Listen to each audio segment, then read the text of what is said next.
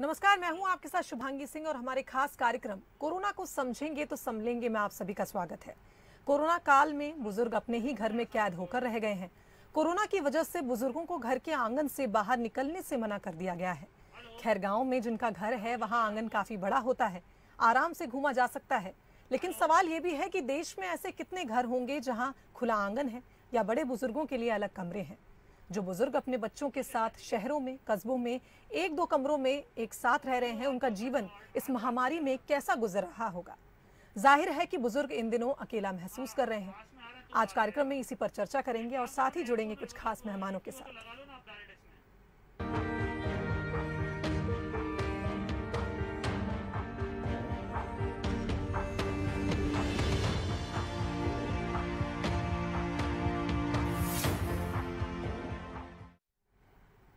दोस्तों, घर में बुजुर्गों का होना परिवार की संपन्नता का प्रतीक माना गया है। इस कोरोना काल में जहां सभी का जीवन प्रभावित है, वहीं बुजुर्गों का जीवन भी बहुत प्रभावित हुआ है। एक तो परिवार के लोग उन्हें संक्रमण से बचाने के लिए चिंतित हैं, वहीं चार दीवारी में कैद बुजुर्गों को अब अकेलापन सताने लगा है। देखिए ये रिपोर्ट। कोरोना काल में बुजुर्गों का अपना घर कैद खाना बन गया है।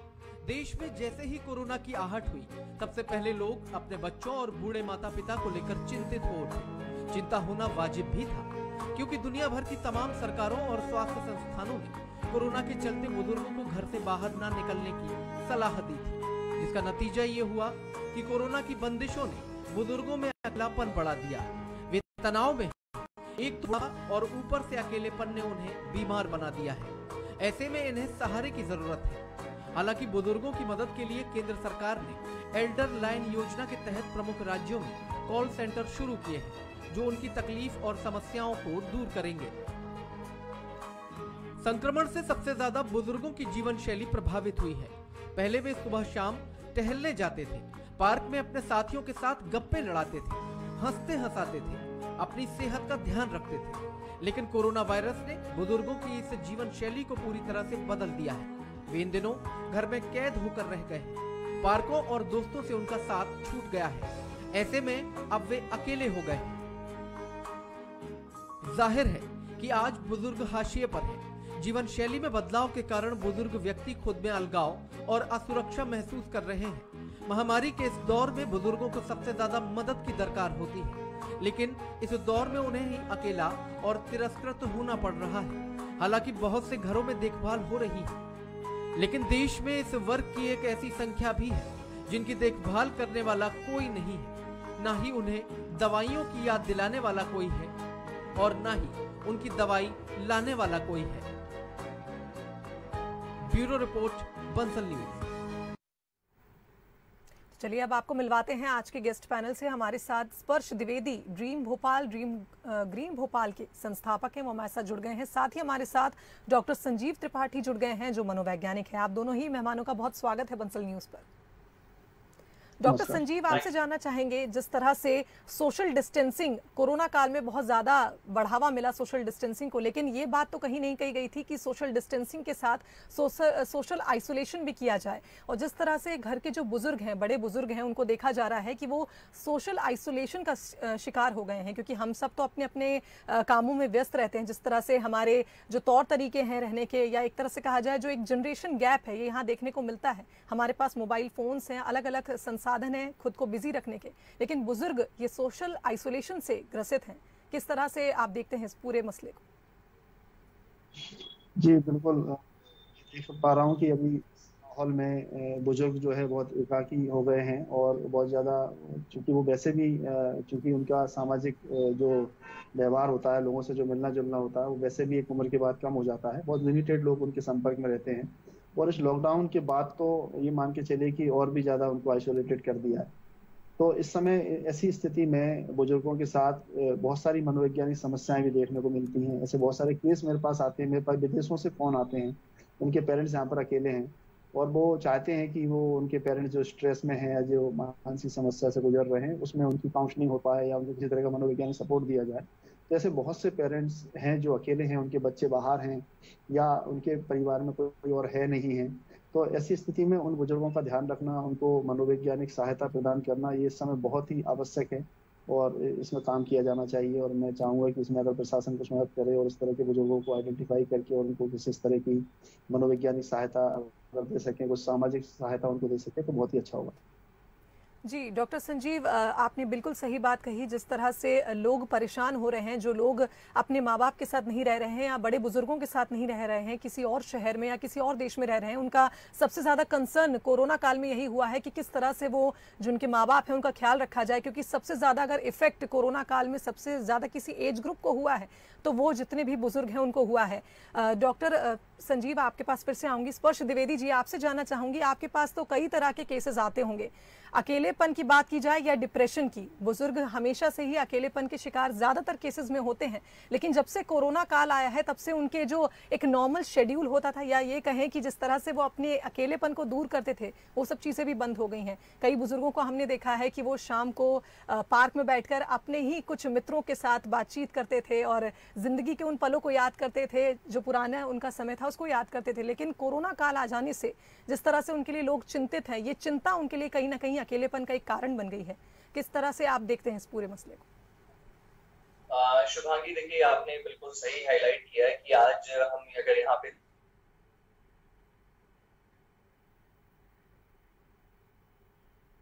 और उनकी हेल्थ हमारे लिए भी प्रायोरिटी है कि भाई आज हमारे साथ अगर हमारे वृद्धजन रहेंगे तभी परिवार संपन्न माना जाता है। सो हमें ये हमारी भी नैतिक जिम्मेदारी है कि हम उनको स्वस्थ रखें, सुरक्षित रखें। और इस माहौल में उनको सबसे इम्पोर्टेंट बात यह है कि कॉन्फिडेंस देना कि वो अभी इस समय सुरक्षित है और अपने जब वो खुद ख्याल रखते हैं, अगर वो अपना एक शेड्यूल फॉलो करते हैं तो डेफिनेटली उनको इससे काफी एक बेहतर पॉजिटिविटी आती है। और जब हम देखते हैं आज की डेट में, हम न्यूज़पेपर पढ़ें या हम फेसबुक खोलें तो कई जगह यही चीजें आ रही हैं कि ये व्यक्ति है, ये व्यक्ति कल उसका स्वर्गवास हो गया, वो व्यक्ति नहीं रहा। तो ये चीजें उनको काफी नेगेटिविटी देती है। और जब वो उनके साथ कुछ स्वास्थ्य की प्रॉब्लम होती है तो उनको ये भी लगता है कि कल मेरे साथ भी वो ना हो जाए जो दूसरों के साथ हो रहा है।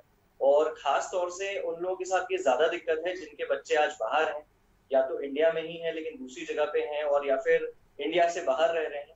तो वो बच्चे भी बहुत कंसर्न है कि वो कैसे अपने चीज का संस्था और बाकी भी कई संस्थाएं हैं जो इन चीजों के लिए काम कर रही है टेली काउंसलिंग के थ्रू, या फिर अगर कभी भी कोई अगर हम कुछ दवाइयां मुहैया करवा सके, या जैसे अगर किसी वृद्धाश्रम में जैसे हमने अपना घर में अभी ऑक्सीजन कंसंट्रेटर प्रोवाइड करवाया है एक डोज के माध्यम से, उसी तरह से सब अपनी तरफ से कुछ ना कुछ कर रहे हैं। लेकिन सबसे इंपॉर्टेंट बात है आज उनको इंगेज रखना और एक पॉजिटिविटी देना कि हाँ आज सारी चीजें फिर से ठीक होंगी, आप फिर से बाहर निकलेंगे, आप फिर से अपने दोस्तों से बातचीत कर पाएंगे। तो ये पॉजिटिविटी हम सबको देना बहुत जरूरी है, इसीलिए उनसे इंगेज करना और उनसे टेलीफोनिक या फिर डिजिटल या फिर वीडियो कॉल के माध्यम से बात करते रहना बहुत जरूरी है, ताकि वो अकेलापन, वो डिप्रेशन उनका हम दूर कर सकें। बिल्कुल स्पर्श, बिल्कुल आपने सही कहा स्पर्श जी। जिस तरह से हम देख रहे हैं कि डिजिटल माध्यम एक मुख्य माध्यम बन चुका है उन लोगों के लिए, खास करके जो किसी और देश में या किसी और सिटी में अपने माँ बाप के बिना रह रहे हैं, किस तरह से वो कनेक्ट हो सकें, इसके लिए डिजिटली किस तरह से उनको आगे बढ़ाया जा सकता है या उनको कितना डिजिटली अवेयर किया जा सकता है, एक मुख्य कारण बन सकता है उनसे इस कनेक्टिविटी को कम मतलब पूरा करने के लिए। डॉक्टर संजीव, अगर आपसे इस बारे में चर्चा की जाए, आप एक मनोवैज्ञानिक हैं, जितने भी बुजुर्ग हैं उनकी मनोस्थिति को आप अच्छे से समझते होंगे, तो क्या डिजिटली अवेयर करना एक उपाय हो सकता है ताकि ये जो कनेक्टिविटी टूटी हुई है इसको दोबारा से जोड़ा जा सके उन परिवारों में जहां बुजुर्ग अकेला महसूस कर रहे हैं? जी बिल्कुल, अभी डिजिटल एक बहुत अच्छा माध्यम है और इससे हम ना केवल बुजुर्गों से जुड़े रह सकते हैं बल्कि उनको कुछ आपातकालीन स्थिति में हम उन्हें कुछ सहायता भी पहुंचा सकते हैं। और खासतौर पे देखा गया है कि हर परिवार में एक व्हाट्सएप ग्रुप होता है, परिवार का एक ग्रुप होता है, उसमें वो बुजुर्ग जुड़े हुए रहते हैं। तो उससे वो एक ऐसा महसूस करते हैं कि वो अभी कटे नहीं है, लोगों से जुड़े हुए हैं। और उस समय अगर परिवार के लोग, उनके रिश्तेदार, उनके अपने प्रियजन अगर उनसे लगातार संपर्क में रहें, अगर वो मोबाइल के माध्यम से या वीडियो कॉल के माध्यम से, तो उन्हें बिल्कुल भी एहसास शायद ना हो कि वो किसी तरह से अकेले हैं या असुरक्षित हैं। और इसके साथ साथ बहुत सारे एनजीओ जो ये वर्क करते हैं इस तरह का एल्डर लोगों को सपोर्ट देने का, तो उनको इस बात के लिए आश्वासन मिलता रहे कि वो जब भी कोई इमरजेंसी आती है वो एक कॉल करेंगे तो उससे वो तुरंत उनके पास पहुंच जाएंगी, वो सहायता उनके पास पहुंच जाएगी। तो एक असुरक्षा की भावना उनके अंदर से खत्म होगी, तो ये बहुत जरूरी है। और डिजिटल माध्यम और भी तरह से उनके लिए बहुत सहयोगी हो सकता है। बहुत सारे यूट्यूब चैनल्स होते हैं जो खासतौर पर बुजुर्गों के लिए हैं, या उनको उस तरह के उनके स्वास्थ्य कैसे वृद्धि उनको अपने अंदर लानी है, स्वास्थ्य में वृद्धि और उनके मानसिक स्वास्थ्य में वृद्धि किस तरह से लाना है, कुछ योग से जुड़ना, प्राणायाम से, मेडिटेशन से जुड़ना, इस तरह की एक्टिविटीज डिजिटल माध्यम से ये इनको जोड़ा जा सकता है। ऐसे ग्रुप्स बनाए जा सकते हैं जिससे वृद्धों को जोड़ा जाए और इस तरह की एक्टिविटीज में उनको इन्वॉल्व किया जाए। तो डिजिटल माध्यम अपने आप में एक बहुत अच्छा माध्यम है और इससे लगातार हम बुजुर्गों का जी। स्पर्श जी, आपसे जानना चाहेंगे कि जब हम ड्रीम भोपाल ग्रीन भोपाल की बात करते हैं, आपकी संस्था है, किस तरह से काम कर रही है उन बुजुर्गों के लिए, क्योंकि ऑक्सीमीटर हुई, दवाइयाँ हुई, खाने की चीज़ें हुई, ये सब तो बहुत से ऐसे NGOs हैं जो बुजुर्गों तक पहुंचा रहे हैं, लेकिन जो इमोशनल सपोर्ट बुजुर्गों को चाहिए, क्या कुछ प्रयास आपकी संस्था कर रही है, जानना चाहूँगी। इसमें अगर मैं शुभांगी आपको बताऊं तो हम लोग पहले लॉकडाउन में भी हम लोगों ने कई सारी गतिविधियां की थी, जिसमें हमने जो हमारे प्रवासी मजदूर भाई थे उनको भी हमने काफी चीजें मुहैया कराई थी, और जो हमारे कई ऐसे वृद्धजन थे जो अकेले रहते थे उन्हें भी हमने दवाइयां मुहैया कराई। इस बार अगर आप देखते हैं तो ये वाला जो अगर हमारा जो फेस या फिर जो हमारा ये अगर देखते हैं तो जो दूसरा वर्जन आया ये काफी डेंजरस है और काफी लाइफ थ्रेटनिंग रहा है। तो इसलिए हमने सबसे पहली मुहिम ये निकाली कि हम एक इस मुहिम को शुरू करें कि कोई घर से ना निकले। तो सबसे पहले उसके लिए हमने 2-3 इंपॉर्टेंट चीजें जो मेडिकल लाइंस पे हम उनके लिए मदद कर सकते थे हमने वो की, जिसमें कि हमने घर से ही उनके जो RT-PCR टेस्ट होते हैं वो कलेक्ट करवाना सैंपल शुरू करवाए, जिसमें कि हमने मेट्रोपोलिस लैब्स के साथ टाई अप किया और उस पर सिर्फ उनको अपना मोबाइल नंबर, एड्रेस और ये चीजें भेजनी रहेंगी और वहां पे जाके उनका जो भी गवर्नमेंट रेट है उसका घर से ही कलेक्शन हो जाता है, जिससे कि वो भी बाहर नहीं निकलते और दूसरों को भी वो इन्फेक्ट नहीं करते और खुद को भी बचाते हैं। दूसरी बात, पोस्ट कोविड टेस्ट, जब कभी किसी का कोविड अगर डायग्नोस हो जाता है, वो पॉजिटिव आ जाता है, उसके बाद डायग्नो लैब्स के साथ हमने टाई अप किया है कि किस डिग्री पे क्या पैरामीटर्स हैं और क्या कोविड का उस पे ये है, ये चेक करने के लिए कोविड की प्रोफाइल टेस्ट होता है, वो भी हमने होम सैंपल सबके पिकअप कराए ताकि उनको घर से ना निकलना पड़े। दवाइयों के लिए भी हमारी टीम ने इसमें पूरी डेडिकेटेड यहाँ पे रिस्पॉन्सिबिलिटी दी थी कई लोगों को, जिसमें सुमित महेश्वरी जी थे जो उसको लीड कर रहे थे, उन्होंने कई लोगों तक ये चीज मुहैया करवाई है। और इसके अलावा खाने के लिए भी और बाकी चीजों पे भी हमने ये सारी चीजों का प्रबंध किया। पर आज जो सबसे बड़ा कंसर्न है जो आपने बताया कि उनको ये आश्वासन देना कि उनके साथ सब लोग मौजूद हैं। सो ऑलरेडी हम लोग जैसे अभी जिला प्रशासन की जो क्राइसिस मैनेजमेंट टीम है उसके साथ हम अभी काम कर रहे हैं और हमने प्लाज्मा के लिए उसके साथ काफी अभी काम किया था। और अब जो उनका हमारा नया ये पहलू है कि जो हमारे होम आइसोलेशन पेशेंट्स हैं उनको भी हम उनसे लगातार बातचीत करके उनके करें, और उसमें भी एक सेगमेंट वृद्धों के लिए बनाया गया है जिसमें मीता बाबा जी ये देखती है कि हर दिन 3 बार कम से कम फोन करके कि भाई आपने क्या अपना ऑक्सीमीटर रीडिंग लिया है, क्या आपने अपने लिए मतलब कुछ वहां पे मतलब खाने की जो चीजें थी पौष्टिक वो लिए हैं कि नहीं, ताकि एक टच बना रहे, ताकि उन्हें पता चले कि चलिए कोई मुझे पूछ रहा है, मेरे बच्चे तो पूछ ही रहे हैं, लेकिन और भी कोई है जो सरकार के माध्यम से या NGO के माध्यम से उनसे संपर्क में बना हुआ है। बिल्कुल, बहुत ही नेक काम आप कर रहे हैं स्पर्श जी। जानकर बहुत खुशी हुई कि किस तरह से आप फिजिकली सपोर्ट नहीं कर पा रहे हैं तो आप ऑनलाइन या डिजिटली माध्यम से आप इस तरह से आपकी संस्था काम कर रही है। डॉक्टर संजीव, आपसे जानना चाहेंगे, जिस तरह से स्थिति बनी हुई है कोरोना काल में, कई ऐसे बुजुर्ग हैं जो कोरोना से संक्रमित हुए और उसके बाद कहा जा रहा है कि कोरोना से जो स्ट्रेस है, ये बहुत बड़ी चीज़ आती है कि एक साइड इफेक्ट है कोरोना का कि आपको स्ट्रेस बहुत होता है, डिप्रेशन जैसी जो घातक बीमारी है वो कोरोना के बाद आपको घेरती है या कोरोना के दौरान आपको घेरती है। ऐसे में बुजुर्गों के लिए तो एक और बड़ी चुनौती हो जाती है क्योंकि वैसे ही शरीर उनका जवाब देने लगता है, ऐसे में मानसिक रूप से भी वो स्वस्थ महसूस नहीं करते हैं। तो क्या ये एक कोरोना का साइड इफेक्ट मान ले या फिर कहा जाए कि शरीर में इम्यूनिटी की कमी होना या कोई और रीजन है जिससे मानसिक रूप से वो परेशान होने लगते हैं?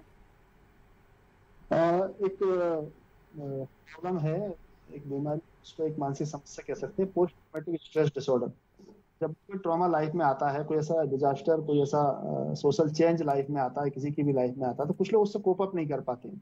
तो उस समय उनको इस तरह के स्ट्रेस, नेगेटिविटी, एंजाइटी, डिप्रेशन के सिम्टम्स देखने को मिलते हैं। तो उस समय हमारा जो एक उत्तरदायित्व बनता है कि ऐसे बुजुर्गों को एक मनोवैज्ञानिक सहायता बिल्कुल देनी आवश्यक हो जाती है।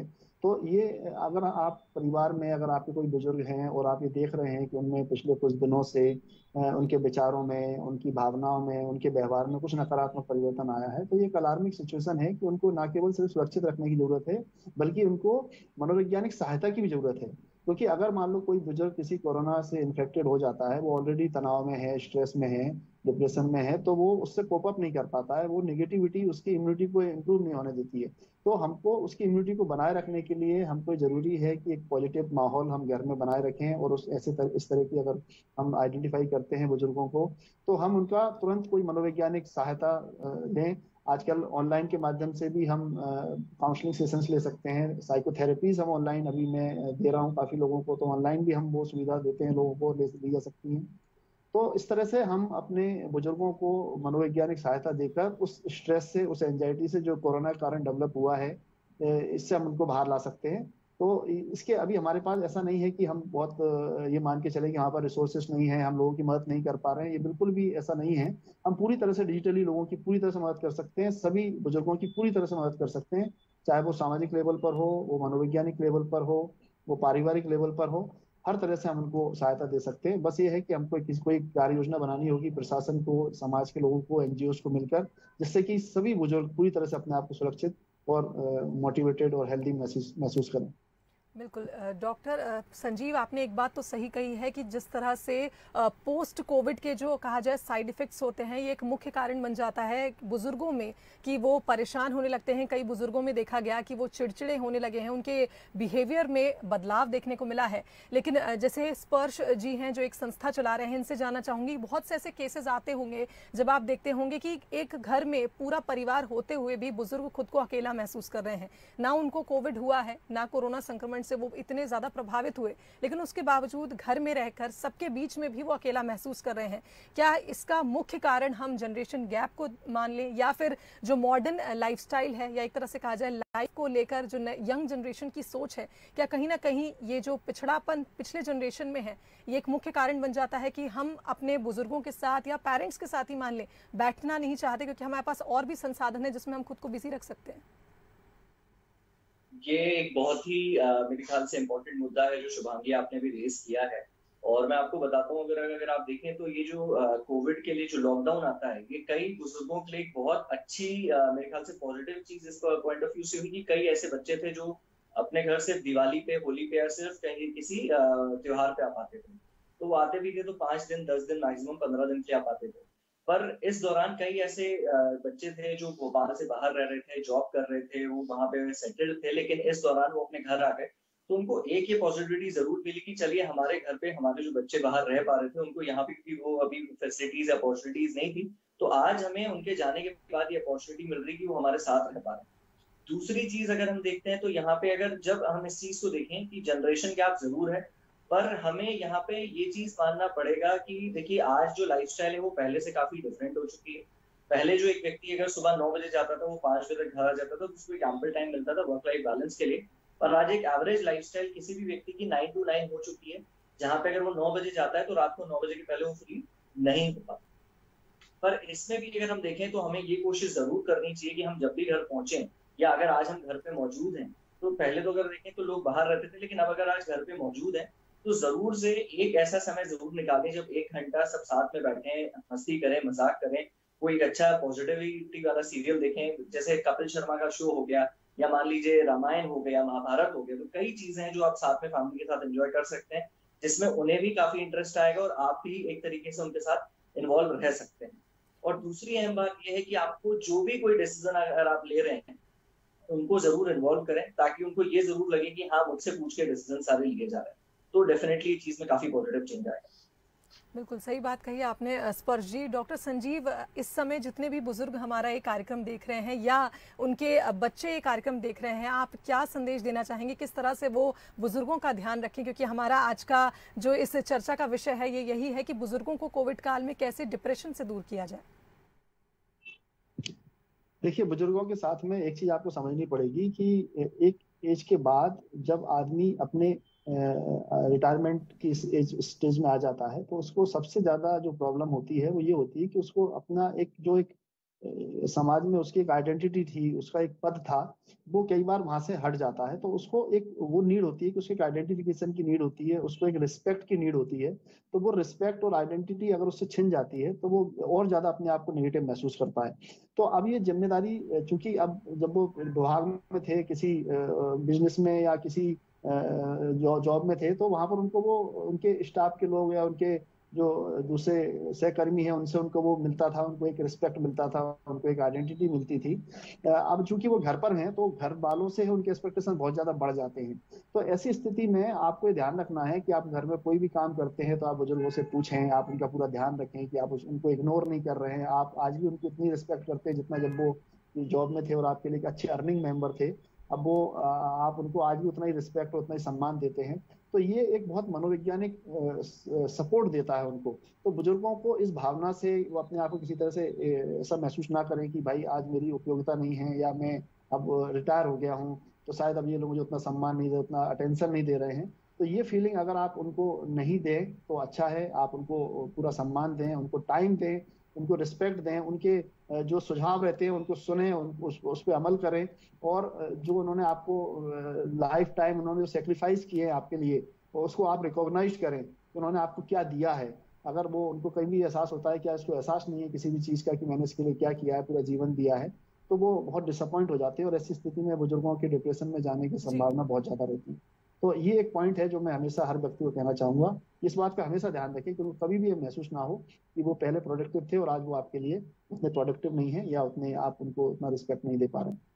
जी स्पर्श जी, आपने डॉक्टर संजीव त्रिपाठी की बातचीत सुनी, किस तरह से उन्होंने बताया कि हमें उनको वैल्यूएबल फील कराना है, इस तरह से उनको फील कराना है ताकि वो स्टेट में ही ना जाए, उस डिप्रेसिंग स्टेट में ही ना जाए कि वो 10 तरह की बातें सोचें। क्योंकि हम सभी के लिए कोरोना काल और ये जो समय चल रहा है, लगातार जो बुरी खबरें मिल रही हैं या फिर एक तरह से कहा जाए जो हम आंकड़े देखते हैं, टीवी पे देखते हैं, पेपर में पढ़ते हैं, काफ़ी डिप्रेसिंग हमारे लिए ये हो जाता है। तो किस तरह से बुजुर्गों को मदद की जाए, किस तरह से हम उनकी मदद करें कि वो डिप्रेशन का शिकार ना हो, क्या कहना चाहेंगे? देखिए, सबसे पहली चीज ये है कि मैं संजीव जी की इस बात से बिल्कुल एग्री करता हूँ कि एक बार जब आदमी रिटायर होता है तो उसका एक जो पूरा रिदम था, एक जो पूरा रूटीन था, वो कहीं ना कहीं डिस्टर्ब होता है।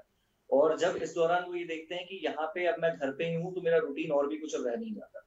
तो सबसे पहली चीज ये है कि अगर एक वो रूटीन हम उनको ये चीज बताएं कि जिस तरह वो अपने ऑफिस में पूरा एक रूटीन रखते थे, यहाँ पे भी अगर आज वो ऐसे ही रूटीन रखें कि भाई सुबह, जैसे आजकल मैं सभी को देखता हूँ, सुबह उठ के बिल्कुल अपना जैसे जो भी रूटीन है कि आप अपना पेपर पढ़ें, नहा लें, जो भी आपकी हॉबीज हैं, चाहे कि आपको अगर जैसे मान लेते किसी को गार्डनिंग करना है या किसी और चीज का शौक है, तो अपनी हॉबीज जरूर पूरी करें।